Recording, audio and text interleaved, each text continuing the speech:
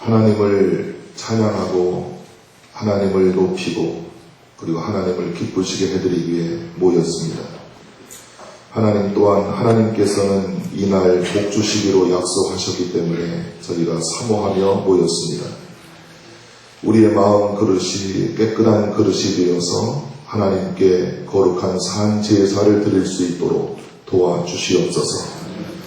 거룩한 말씀과 성령으로 그리스도의 보혈의 공로로 다시 한번 우리가 새로워지는 복된 시간이 되게 하여 주시옵소서. 부족한 종을 주님께 의탁하오니 주의 능력의 오른팔로 꼭 붙잡아 주시옵소서. 생명의 말씀을 증거할 수 있도록 축복해 주시옵소서. 예수님 이름으로 기도하옵나이다. 아멘.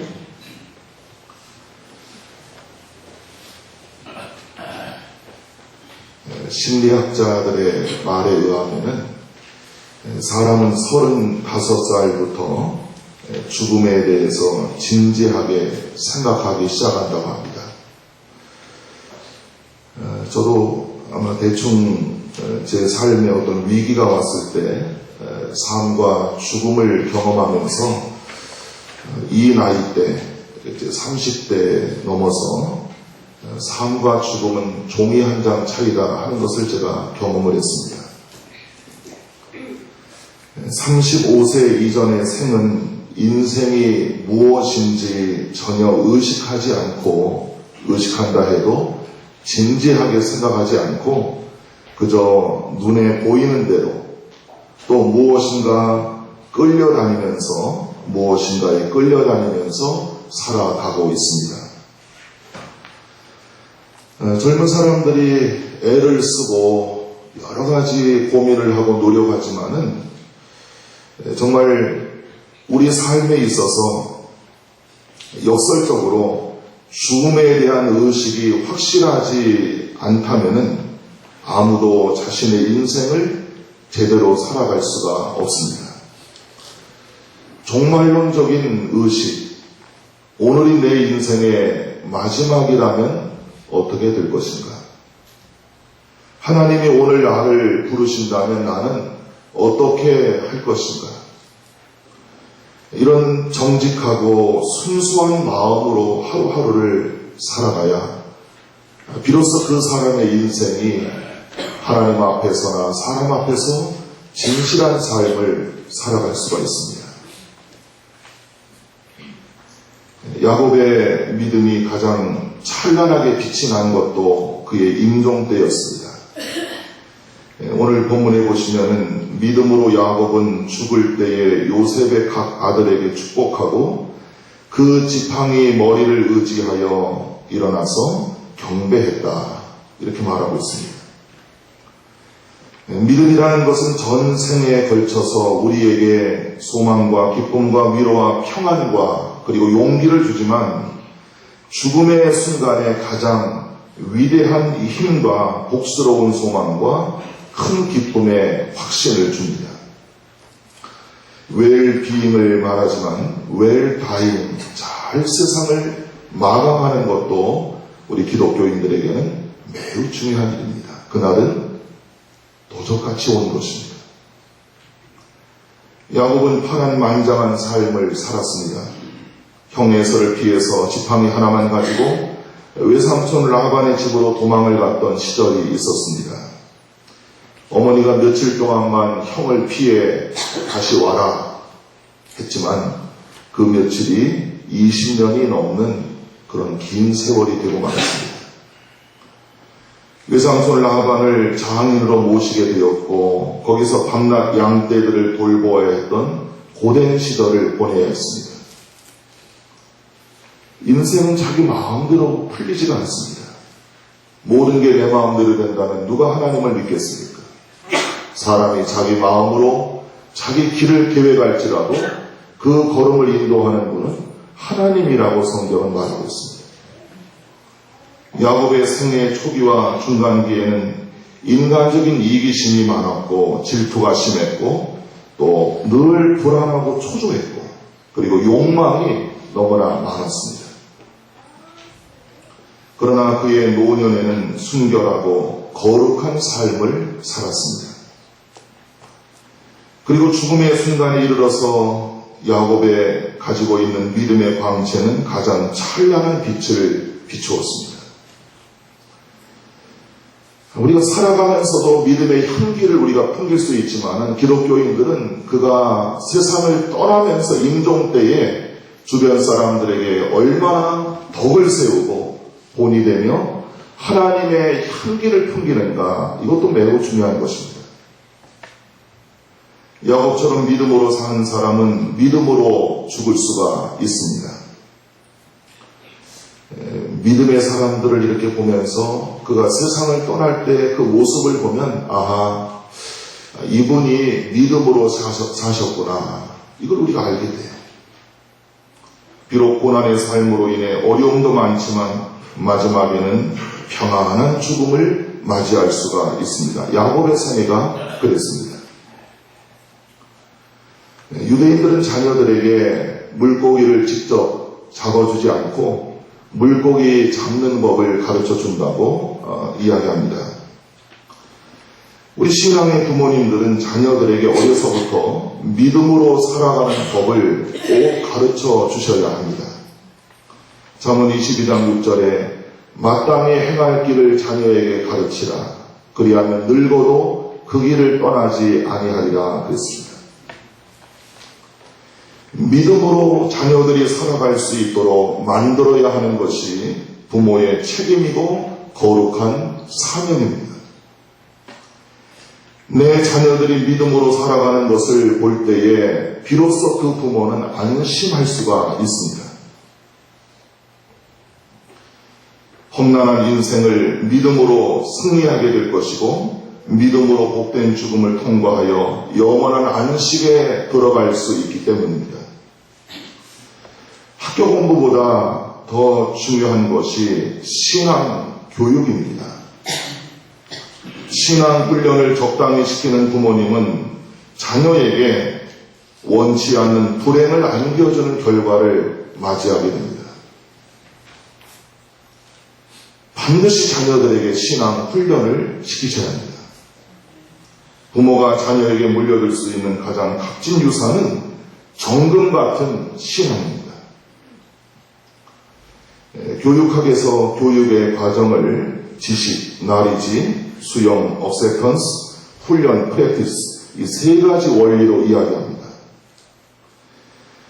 이치에 맞으면 마음에서부터 동의를 하고 받아들입니다. 그 다음에는 그것이 익숙해질 때까지 계속 훈련을 합니다. 행동과 실천이 없는 교육은 교육이 아니기 때문입니다. 우리 교육에 문제가 있다고 하는 것은 바로 훈련으로 인한 실천이 부족하기 때문입니다. 다 이론이에요. 실제 학교를 졸업하면은 사회에 나와서 사용할 수 있는 살아있는 그런 그 교육이 제대로 안 돼 있어서 오히려 4년제를 졸업하고도 전문대학으로 다시 들어온 학생들이 많이 있다고 하지 않습니까? 우리가 주님의 뜻을 따라 살아가기 위해서도 역시 끊임없는 연습과 훈련이 필요합니다. 그래야 주님의 향기를 풍길 수가 있기 때문입니다. 여러분의 사랑하는 아들과 따님들에게 날마다 자기를 부인하는 훈련을 시키시기 바랍니다. 자기의 십자가를 반드시 질 수 있는 책임감 있는 자녀로 만드시기를 바랍니다. 그리고 날마다 오직 예수님만 따라가는 그런 믿음의 자녀로 훈련하시기를 바랍니다. 야곱은 믿음의 사람으로 살았지만 그가 가지고 있는 많은 약점 때문에 갈등과 쓰라린 실패를 맛보았습니다. 그럼에도 불구하고 야곱은 하나님의 축복의 약속을 굳게 믿었습니다. 야곱은 하나님의 약속을 굳게 믿고 가장 소중히 여겼습니다. 야곱에게 보험을 제1호는 하나님의 축복이었습니다. 형 에서와는 정반대입니다. 형은 눈에 보이는 대로 물질 중심으로, 육신 중심으로 살았지만 야곱은 그러지 않았습니다. 하나님이 그에게는 최고였습니다.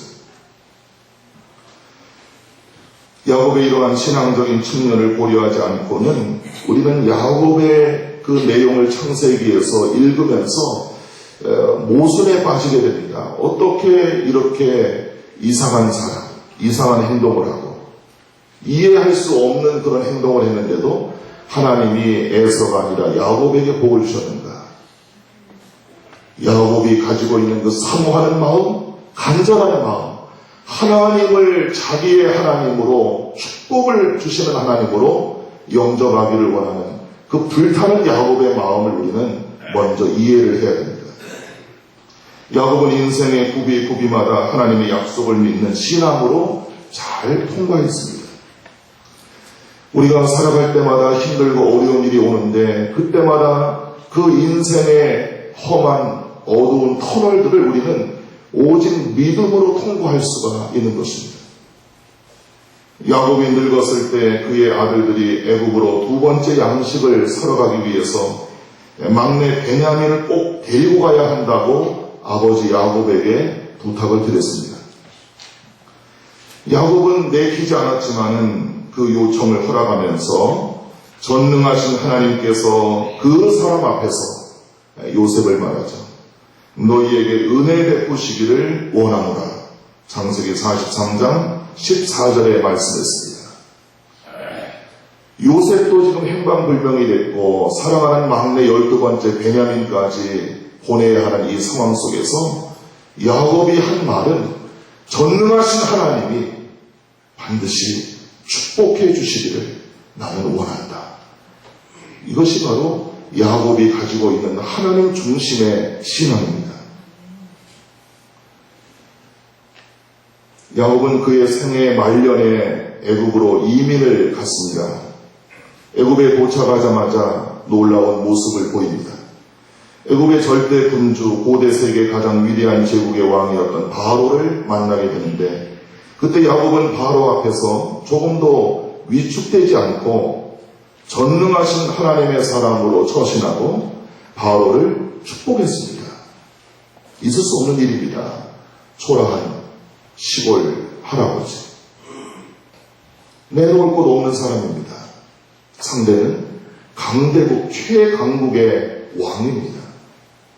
거기 어디라고 여러분 큰소리 치면서 하나님의 이름으로 전능하신 하나님의 이름으로 복을 빌겠습니다. 야곱은 전능하시고 지극히 높으시고 영원히 살아계시고 놀라운 섭리로 자기 백성 이스라엘을 보호하시고 지켜주시는 하나님만을 높이고 자랑할 뿐이었습니다. 애굽의 통치자 바로를 조금도 대단한 존재로 여기지 않았습니다. 교만하라는 말이 아니라 우리들도 야곱처럼 하나님의 자녀답게 항상 당당하게 어디서든지 누구 앞에서든지 우리는 아부하고 눈치를 보고 비겁하게 살아서는 안 됩니다.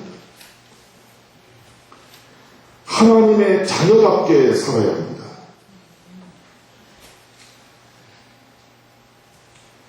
아주 젊고 실력 있고 유명한 산부인과 의사가 있었습니다. 많은 환자들을 치료하면서 늘 이런 말을 했습니다. 6개월마다 정기 검진을 받으십시오. 조기 진단만이 부인병을 예방할 수 있는 길입니다. 그런데 어느 날 그의 아내가 몸이 좋지 않아서 진찰을 해보니까 결과는 부인병이었습니다. 병이 깊어서 수술을 받고 얼마 안 되어서 안타깝게도 이 의사의 부인은 세상을 떠나고 맙니다. 문제는 그의 아내가 10년 동안 한 번도 검진을 받은 일이 없었다는 것입니다. 다른 사람들에게는 6개월마다 정기 검진을 권했지만은 그러나 이런 일이 자기 부인에게 찾아오리라고는 꿈에도 생각하지 못했습니다. 남의 병은 잘 고치면서 정작 자기 병은 고치지 못하는 사람. 우리 기독교인들이 남의 사소한 잘못을 그렇게 지적하고 비판하면서 자기 자신을 돌아보는 일에 무관심하다면 이것처럼 어리석고 교만한 일이 어디 있습니까? 남에게는 신앙생활 잘하라고 말하면서 과연 나 자신은 얼마나 예수를 잘 믿고 있습니까? 남에게만 신앙을 강요하고 있지는 않습니까? 바로처럼 누구를 만나든지 어떤 상황에 처하든지 우리 자신들은 하나님의 자녀답게 그렇게 처신하며 살아야 할 것입니다. 오늘 본문에 믿음으로 야곱은 죽을 때에 요셉의 각 아들에게 축복했다 그랬습니다. 요셉의 아들은 두 명인데요. 므낫세가 큰 아들이고 에브라임이 작은 아들입니다. 그런데 야곱이 축복할 때는 작은 아들 에브라임에게 오른손으로 축복을 했습니다. 장자의 복을 빌었습니다. 이것은 이삭의 경우와는 틀립니다. 이삭은 실수로 야곱에게 속아서 형 에서에게 축복하려고 했지만 야곱이 속이는 바람에 그만 야곱에게 축복 기도를 해주었죠. 지금 야곱은 그런 경우가 아닙니다. 눈도 어둡고 손자들의 이름도 잘 모르는 야곱. 자기 아들 요셉이 아버지 잘못됐습니다. 오른손으로 큰아들 므낫세에게 축복하시고 안수하시고 왼손으로는 작은 아들 에브라임에게 안수하십시오. 거듭 이야기하지만은 야곱은 나도 안다 하면서 요셉의 뜻을 따르지 않고 하나님의 뜻을 따라 오른손을 차남 에브라임의 머리에 얹고 축복 기도를 했습니다. 야곱의 하나님, 야곱은 하나님을 지금까지 살아오면서 하나님의 뜻을 잘 분별하지 못해서 많은 실수를 했지만 이제 그는 마지막 순간에 하나님의 뜻을 잘 분별하고 사람의 생각이 아니라 하나님의 성령의 음성을 듣고 그는 축복 기도를 한 것입니다. 하나님의 축복과 은혜는 어떤 인간적으로 훌륭해서 받는 것이 아닙니다. 사람 자체가 훌륭하고 사람 자체가 잘나고 멋있고 그래서 하나님의 축복을 받는 게 아닙니다. 하나님은 하나님이 택하신 자들에게 값없이 은혜를 베풀어 주시는 것입니다. 인정에 끌려 사람의 생각대로 하지 않고 하나님의 뜻을 바로 분별하며 야곱은 그 뜻대로 축복하며 기도했습니다. 하나님의 자녀들에게 가장 중요한 것은 하나님의 뜻을 분별하는 일입니다. 여러분, 하나님의 뜻이 무엇인가를 늘 우리는 분별하며 살아야 합니다. 그렇지 않으면 우리가 아무리 오래 살아도 아무리 화려한 인생을 살다 간다 할지라도 하나님의 뜻과는 정반대로 살다가 가게 될 것입니다. 하나님의 뜻을 온전히 이루어드리는 삶, 그것이 가장 위대한 삶입니다. 한경진 목사님이 좋은 말씀을 많이 남기셨는데 후배 목회자들에게 이런 말씀을 하셨습니다. 좋은 나무가 되십시오. 그러면 좋은 열매는 자연히 맺혀질 것입니다. 예수님도 그 사람의 인격은, 그 사람의 신앙은, 그 사람의 삶은 열매로 분별하리라 그랬습니다. 우리가 먼저 좋은 나무가 돼야 좋은 열매를 삶 속에서 맺을 수가 있습니다. 아무리 착하게 살려고 정직하게 살려고 하나님의 뜻대로 살려고 해도 내 근본이 바뀌지 않는 한, 내가 좋은 나무로 변화되지 않는 한 나에게서는 좋은 열매를 기대하기가 어렵습니다. 말 한마디도 내 속에 악한 것들이 있는데 어떻게 선한 말, 은혜로운 말이 나오겠습니까? 속에서 쌓여진 것이 나온다고 했습니다. 좋은 열매를 맺으려면 가지치기를 해야 됩니다. 가지를 치고 전지해야 좋은 열매를 더 많이 맺을 수 있습니다. 내 삶 속에 불필요한 것들, 내 삶 속에 반드시 정리해야 할 것들, 내 삶 속에 하나님이 기뻐하지 않는 것들, 그런 것들을 내가 가지고 세상을 살아가려고 한다면 신앙생활 자체가 힘들어집니다. 기쁨이 없습니다. 변화가 나타나지 않고 성장이 없습니다. 더더군다나 예수님을 닮는 성숙은 기대하기가 어렵습니다. 근본적으로 내 자신의 삶이 바뀌지 않는, 물과 성령으로 거듭나지 아니하면 내가 아무리 입으로 주여 주여 한들 나를 통해서 하나님이 영광을 받으시기는 어렵다는 것입니다.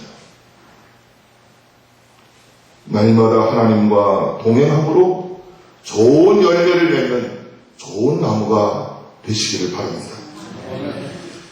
야곱의 축복기도 내용을 보겠습니다.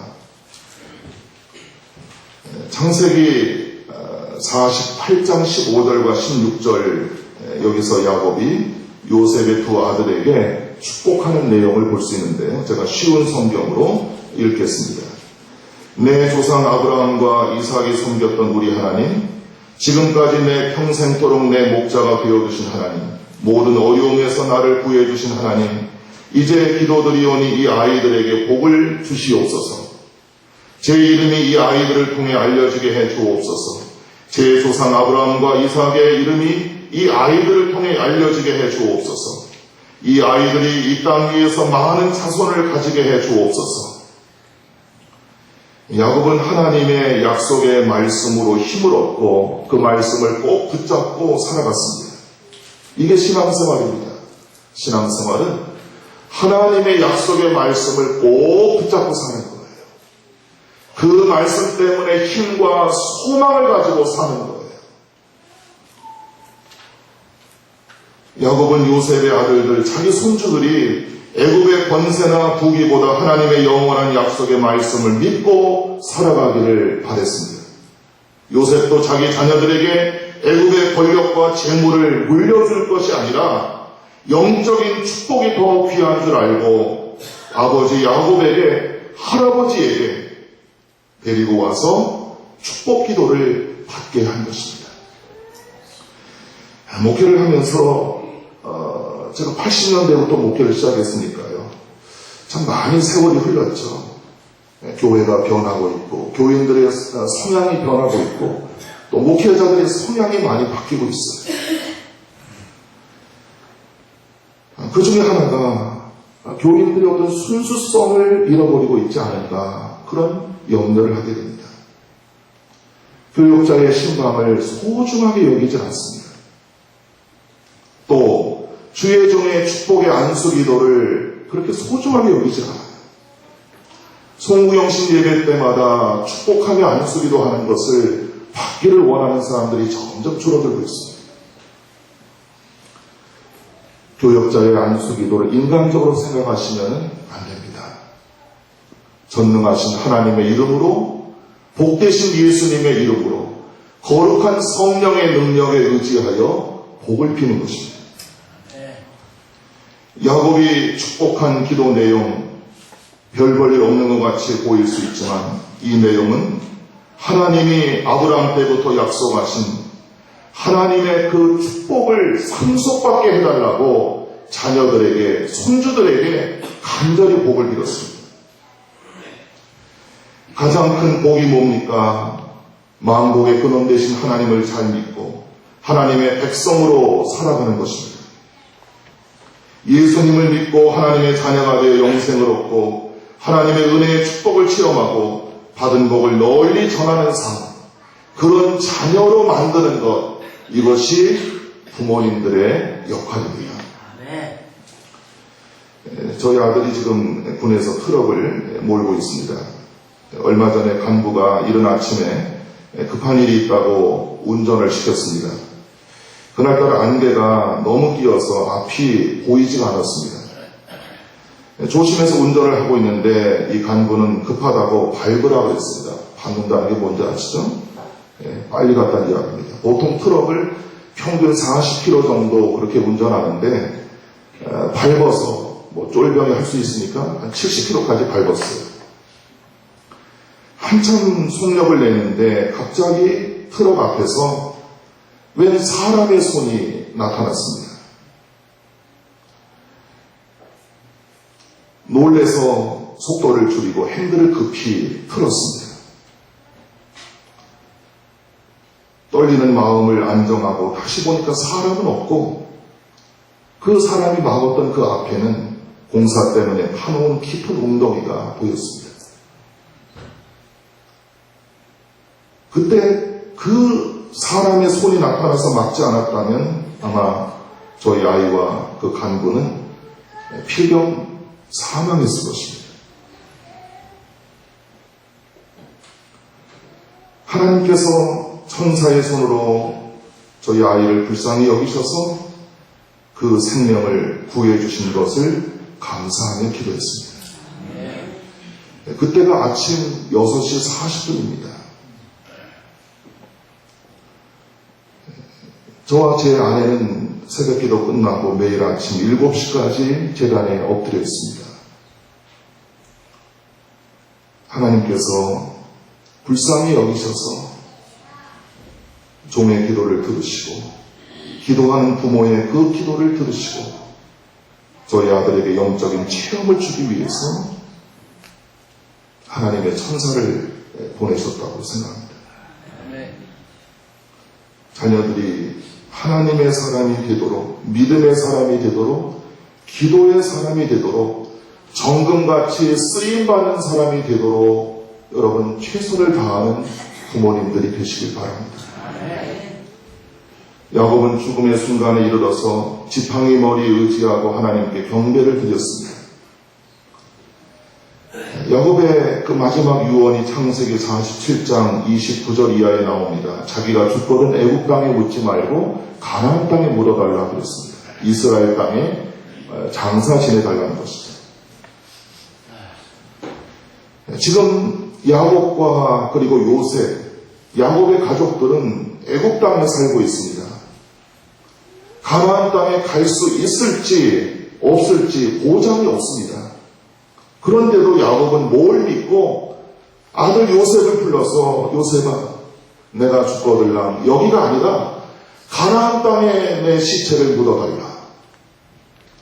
여러분 믿음의 확신입니다. 아브라함 때부터 약속하셨던 젖과 꿀이 흐르는 가나안 땅을 내 후손에게 주리라. 그 약속의 말씀을 믿었기 때문에 야곱은 그런 말을 한 것입니다. 요셉이 야곱의 유언을 지키겠다고 약속을 하자 야곱은 마지막 힘을 내어서 침상 머리를 향해 앉아 지팡이 머리에 의지하고 하나님께 경배를 드렸습니다. 여러분 그림을 한번 그려보십시오. 얼마나 은혜스럽고 경건한 모습입니까?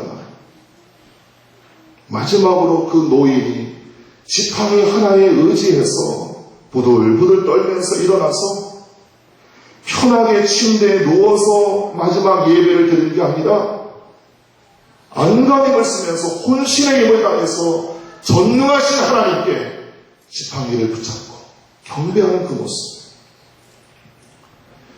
우리의 예배드리는 모습을 한번 비교해 보시길 바랍니다. 우리는 예배 시간마다 어떤 모습을 가지고 예배를 드리고 있습니까?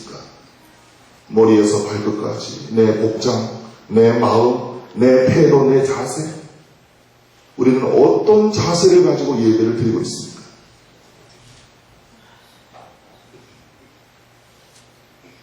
늙고 병들고 극도로 허약한 상태였지만 야곱은 하나님 앞에 신령과 진정으로 은혜로운 예배를 드렸습니다. 믿음의 사람은 뭐가 달라도 분명히 다릅니다.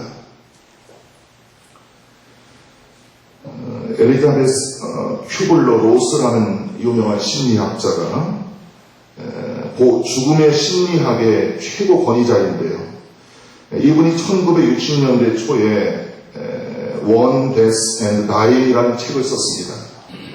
죽음과 어떤 인종에 즈음한 그런 내용입니다. 타임즈에 크게 소개되어서 많은 사람들에게 귀한 깨달음을 주었습니다. 죽어가는 사람 600명을 상대로 임종 상담을 해서 죽음을 맞는 사람들에 대한 그런 지식을 얻었습니다. 그가 내린 결론은 이겁니다. 죽음을 앞둔 사람은 의사, 간호원, 목사, 가족들에게 반드시 소중한 교훈을 남긴다는 겁니다. 그냥 죽는 게 아니라 반드시 뭔가를 남기고 세상을 떠난다는 것. 또 그 환자를 세상 떠나는 그분을 지켜보는 주변 사람들도 반드시 무엇인가를 배운다는 겁니다. 이게 이 큐블러라는 사람의 주장입니다. 누구나 죽음을 경험합니다. 우리도 야곱처럼 복되고 은혜를 끼치는 그런 덕을 세우면서 하나님께 예배하면서 하나님의 나라에 들어가야 되지 않겠습니까? 열왕기상 2장에 보면 다윗이 이제 늙어서 죽을 날이 임박해서 유언을 합니다. 아들 솔로몬을 불렀습니다. 내 아들아, 내가 이제 세상 모든 사람이 가는 길로 가게 되었으니 너는 힘써 믿음의 대장부가 되거라. 늘 저를 위해 기도해 주시는 저희 어머님께서 얼마 전에 저에게 주신 말씀입니다. 아들아, 힘써서 믿음의 대장부가 되어라.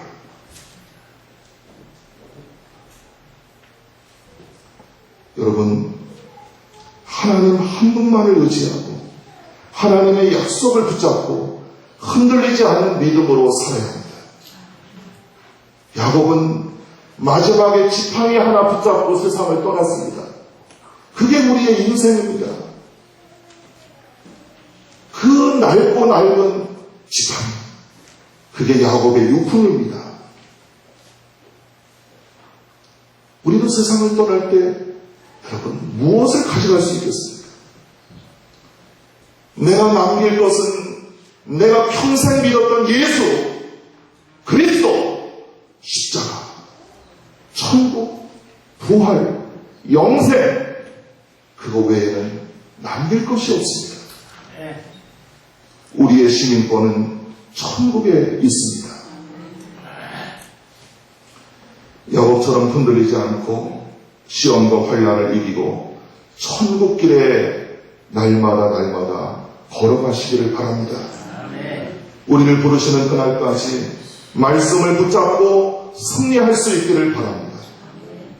무엇보다 신령과 진정으로 예배하는 삶에 최선을 다하시기 바랍니다.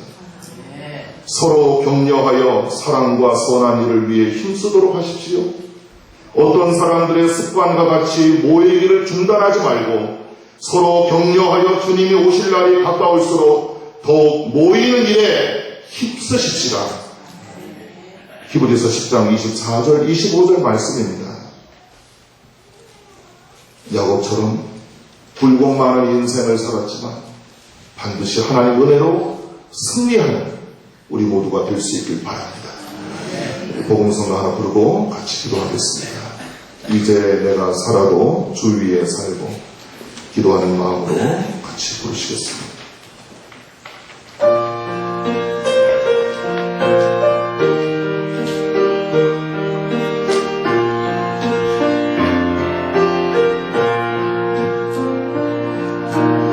이제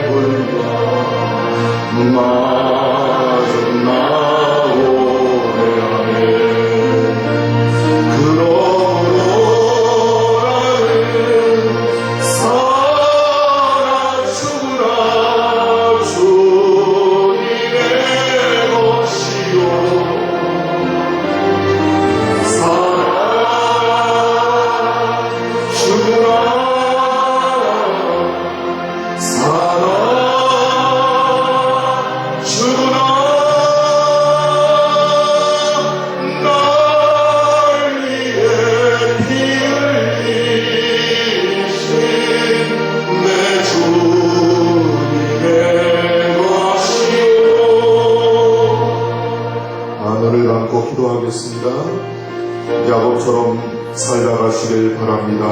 통성으로 기도합니다. 하나님 감사합니다. 오늘도 주님께서 복된 시간 허락하시고 하나님 앞에 나와 경배하게 하시니 감사합니다.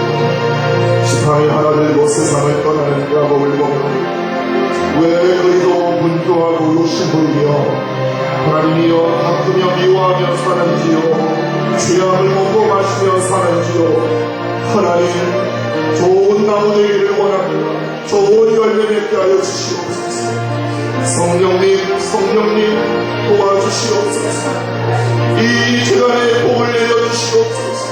사랑하는 양떼들을 축복해 주시옵소서. 부족한 종을 붙잡아 주시옵소서. 은혜의 복으로 써주시옵소서. 성령으로 역사해 주시옵소서. 오 하나님, 역사해 주시옵소서. 하나님의 권능의 손으로 역사해 주시기를 원합니다. 주의 능력의 손으로 역사해 주시옵소서. 믿습니다. 하나님 도와주시옵소서. 전능하신 우리 주 예수 그리스도의 이름으로 축복하며 기도하옵나이다. 아멘.